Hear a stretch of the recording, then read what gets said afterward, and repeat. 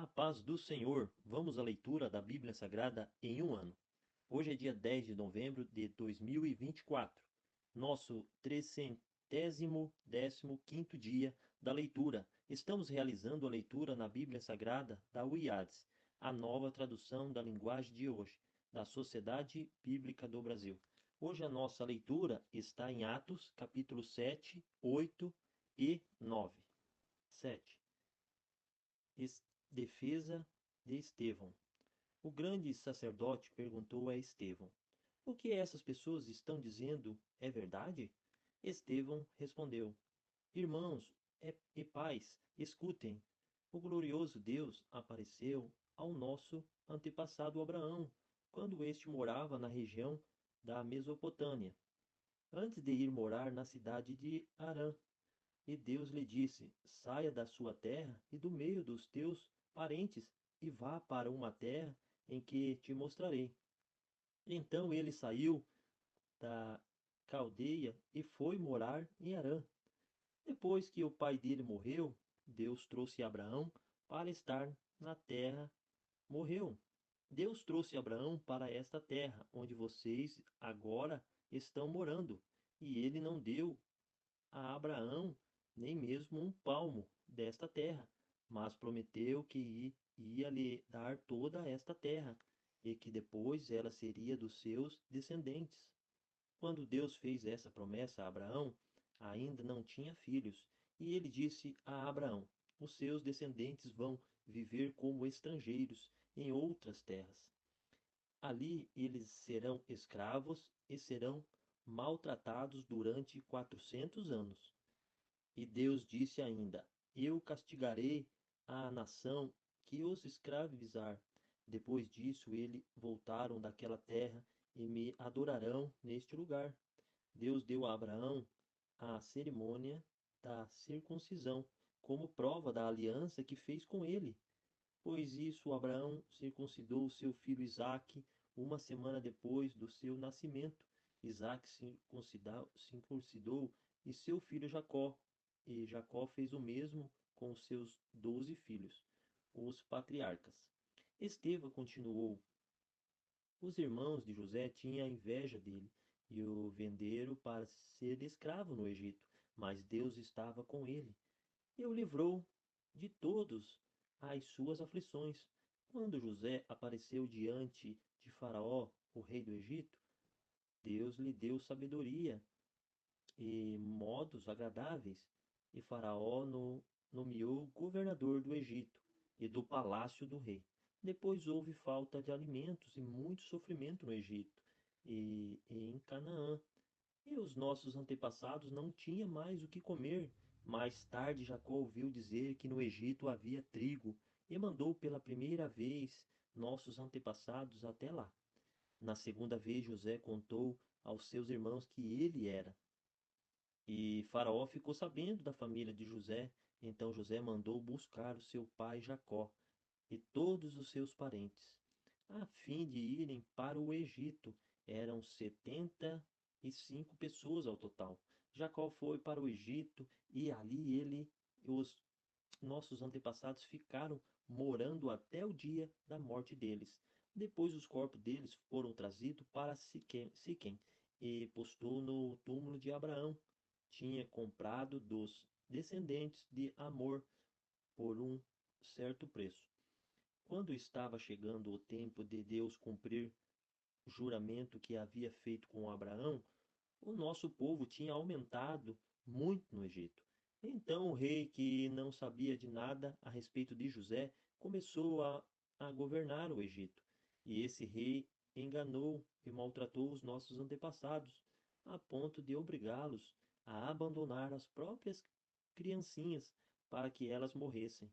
Nesse tempo nasceu Moisés, que era uma linda criança. Durante 3 meses os seus pais cuidaram dele em casa, mas quando tiveram de abandoná-lo, a filha do rei adotou, o criou como seu próprio filho, e assim ele foi instruído em toda ciência dos egípcios, e se tornou um homem que falava e agia com autoridade.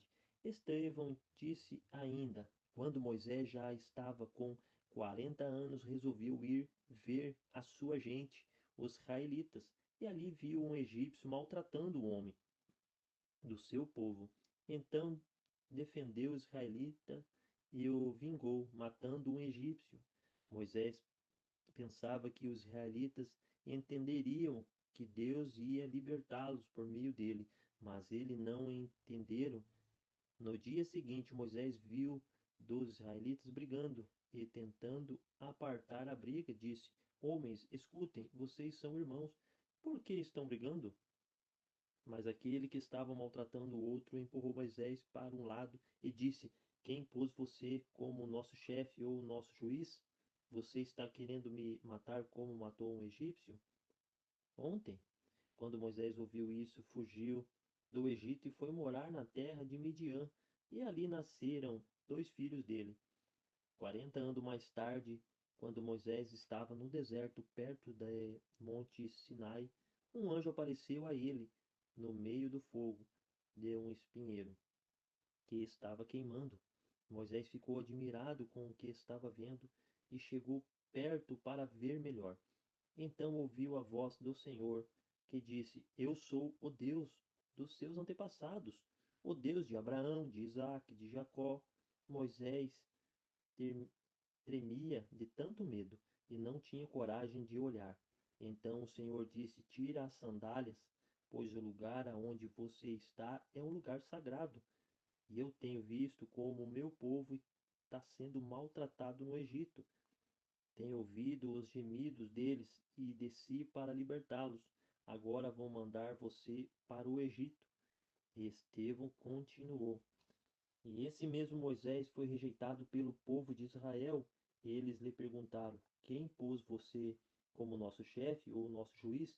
Deus enviou Moisés como líder, libertador, como a ajuda do anjo que apareceu no espinheiro. Foi ele quem tirou os israelitas do Egito, fazendo milagres, maravilhas naquela terra. Então o Mar Vermelho no deserto durante 40 anos. Esse mesmo Moisés que disse aos israelitas: Do meio de vocês, Deus escolherá, enviará para vocês um profeta, assim como ele me enviou. Foi Moisés quem esteve com os israelitas reunidos no deserto, e ele esteve lá com os nossos antepassados e com o anjo que falou com ele no Monte Sinai. E foi Moisés quem recebeu e nos entregou a mensagem viva de Deus. Os nossos antepassados não quiseram obedecer Moisés, mas rejeitaram que queriam voltar para o Egito. E eles disseram a Arão: Faça para nós deuses que irão à nossa frente. Não sabemos o que acontece com Moisés, aquele homem que nos tirou do Egito. Então fizeram uma imagem em forma de bezerro, mataram os animais para oferecer a ele como sacrifício. Depois dessas festas, em honra da imagem que ele mesmo tinha feito, mas Deus afastou deles e deixou que adorassem as estrelas do céu, como está escrito no livro dos profetas. O povo de Israel: Não foi para mim que vocês mataram e ofereceram animais em sacrifício. Durante 40 anos no deserto, vocês carregaram a barraca de Deus, Maloque, e também a imagem da estrela de Raifã, os deuses de vocês. Esses eram ídolos que vocês tinham feito para adorar. Pois isso vou mandar vocês para além da Babilônia. No deserto, os nossos antepassados tinham conseguido a tenda na presença de Deus. Essa tenda foi feita como Deus tinha mandado Moisés fazer, de acordo com o modelo que Deus lhe havia mostrado. E eles tinham recebido a tenda dos seus antepassados e a levaram quando foram com Josué e conquistaram as terras das nações que Deus expulsou diante deles, e a tenda ficou lá com eles até o tempo de Davi. Davi recebeu a aprovação de Deus e pediu licença para construir uma casa para Deus de Jacó. Mas foi Salomão quem construiu a casa de Deus. Porém, o Altíssimo não morava casa construída por seres humanos, como disse o profeta. O céu é o meu trono, diz o Senhor, e a terra é estrado onde descanso os meus pés. Que tipo de casa você poderia construir para mim? Como conseguiria construir um lugar onde pudesse morar? Por acaso não fui eu quem fez todas as coisas? E Estevão terminou dizendo: Como vocês são teimosos, como são duros de coração e surdos para ouvir a mensagem de Deus. Vocês sempre têm rejeitado o Espírito Santo como seus antepassados rejeitaram. Qual foi o profeta que os antepassados de vocês não perseguiram? Eles mataram os mensageiros de Deus que no passado anunciaram a vinda do bom servo, e agora vocês traíram e mataram. Vocês receberão a lei por meio de um anjo e não têm obedecido essa lei. Quando os membros do Conselho Superior acabaram de ouvir o que Estevão tinha dito, ficaram furiosos, rasgaram os dentes contra ele. Mas Estevão, cheio do Espírito Santo, olhou firmemente para o céu e viu a glória de Deus, e viu também Jesus em pé, ao lado direito de Deus. Então disse: Olhe, eu estou vendo o céu aberto e o Filho do Homem em pé, ao lado direito de Deus. Mas eles taparam os ouvidos, gritando bem alto: Avancem todos junto contra Estevão. Depois jogaram para fora da cidade, apedrejaram, e as testemunhas disseram: Um moço chamado Saulo, tomando conta das suas capas, enquanto eles atiravam as pedras em Estevão, chamava Jesus, dizendo: Senhor Jesus, receba o meu espírito. Depois ajoelhou e gritou com voz bem forte: Senhor, não condenes estes gente por causa deste pecado. E depois que disse isso, ele morreu. E Saulo aprovou a morte de Estevão. Naquele mesmo dia, a igreja de Jerusalém começou a sofrer uma grande perseguição, e todos os cristãos, menos os apóstolos, foram apalhados pela religião da Judéia e de Samaria. Alguns homens religiosos sepultaram Estevão e choraram muito por causa da sua morte, porém Saulo se esforçava para acabar com a igreja. E ele ia de casa em casa, arrastava homens e mulheres e os jogavam na cidade. Aqueles que tinham sido espalhados anunciavam o evangelho por toda parte. Felipe foi até a capital de Samaria e anunciava Cristo às pessoas dali. E as multidões ouviam com atenção o que ele dizia. Todos escutavam e viam milagres que ele fazia. Os espíritos maus, gritando, saíam de muitas pessoas, e muitos coxos paralíticos eram curados, e assim o povo daquela cidade ficou muito alegre. Morava ali um homem chamado Simão, que desde algum tempo atrás fazia feitiçaria entre os samaritanos e os havia deixado muito admirados, e ele se fazia de importante, e os moradores de Samaria, desde os mais importantes até os mais humildes, escutavam com muita atenção o que ele dizia, e eles afirmavam que este homem e o poder de Deus, ele é o grande poder. E eles davam atenção ao que Simão fazia, porque durava muito tempo e eles os havia deixado assombrados com as suas feitiçarias. Mas eles acreditavam na mensagem de Filipe a respeito da boa notícia do reino de Deus e a respeito de Jesus Cristo, e foram batizados, tanto homens como mulheres. O próprio Simão também creu e, depois de ser batizado, acompanhava Felipe de perto, muito admirado com os grandes milagres, maravilhas que ele fazia. Os apóstolos que estavam em Jerusalém ficaram sabendo que o povo de Samaria também havia recebido a palavra de Deus, e por isso mandaram Pedro e João para lá. Quando os dois chegaram, oraram para que o gente de Samaria recebesse o Espírito Santo, pois o Espírito ainda tinha descido sobre nenhum deles, e eles apenas haviam sido batizados em nome do Senhor Jesus. E havia Pedro e João puseram as mãos sobre eles, e assim eles receberam o Espírito Santo. Simão viu que quando os apóstolos punharam as mãos sobre as pessoas, Deus dava a elas Espírito Santo. Por isso ofereceu dinheiro a Pedro e a João, dizendo: Quero que vocês me deem também esse poder, assim quanto eu puser a mão sobre alguém, essa pessoa receberá o Espírito Santo. Então Pedro respondeu: Que Deus mande você e o seu dinheiro para o inferno. Você pensa que pode conseguir com dinheiro o dom de Deus? Você não tem dinheiro de tomar parte do nosso trabalho, porque o seu coração não é honesto diante de Deus. Arrependa-se, deixe o seu plano perverso e peça ao Senhor que os perdoe por essa intenção. Vejo que você está cheio de inveja, uma inveja amarga como o fel. E vejo também que você está preso pelo pecado.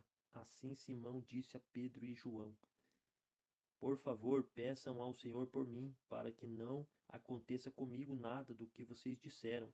Depois de terem dado seu testemunho e derem pregado a palavra do Senhor, Pedro e João voltaram para Jerusalém. No caminho, eles espalhavam o evangelho em muitos povoados de Samaria. Um anjo do Senhor disse a Felipe: Apronta-te e vá para o sul, pelo caminho que vai de Jerusalém até a cidade de Gaza.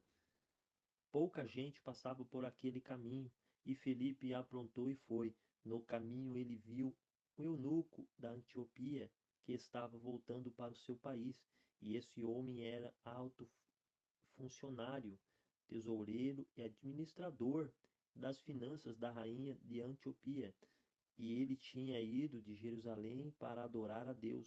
Na volta, sentado na sua carruagem, ele estava lendo um livro do profeta Isaías. Então o Espírito Santo disse a Felipe: Chegue perto dessa carruagem e acompanha.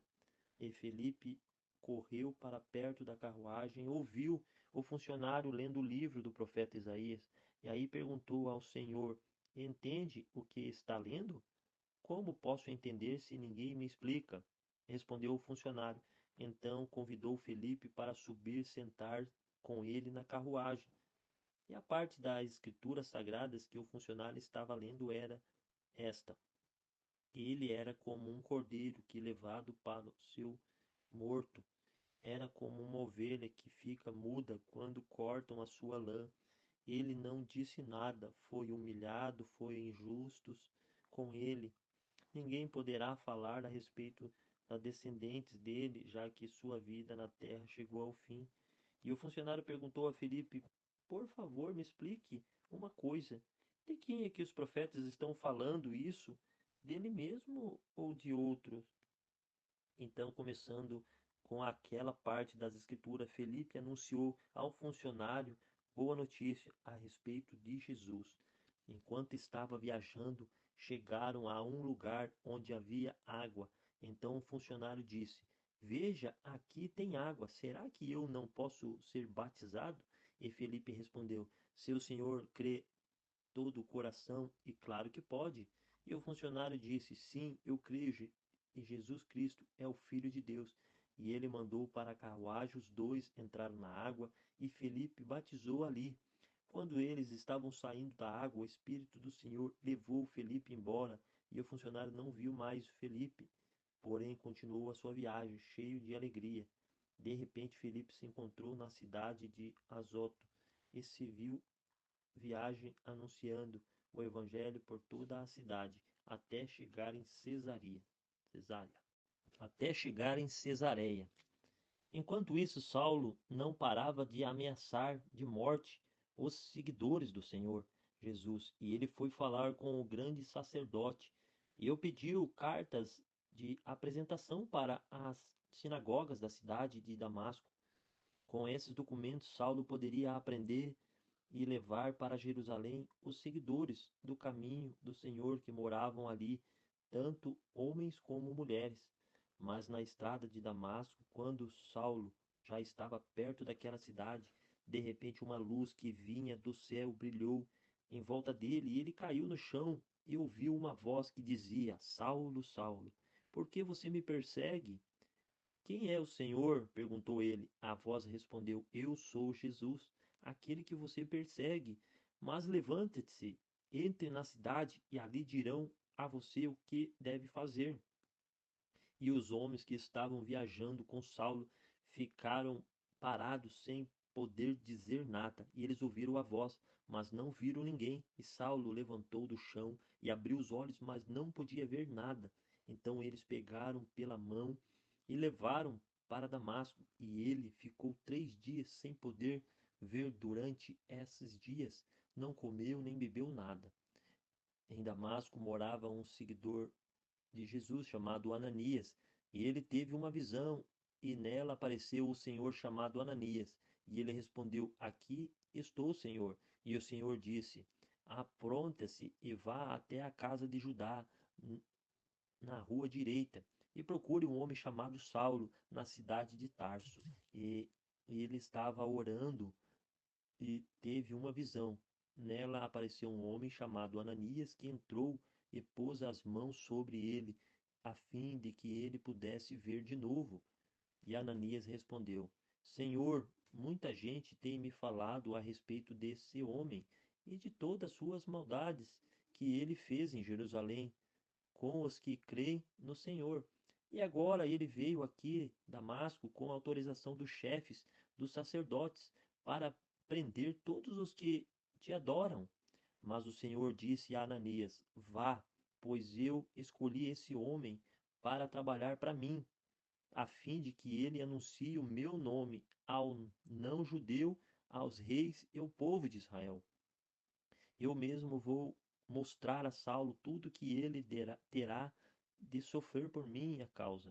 Então Ananias foi e entrou na casa de Judas, pôs as mãos sobre Saulo e disse: Saulo, meu irmão, o Senhor que me mandou aqui, mesmo Jesus que você viu na estrada de Damasco, ele me mandou para que você veja de novo e fique cheio do Espírito Santo.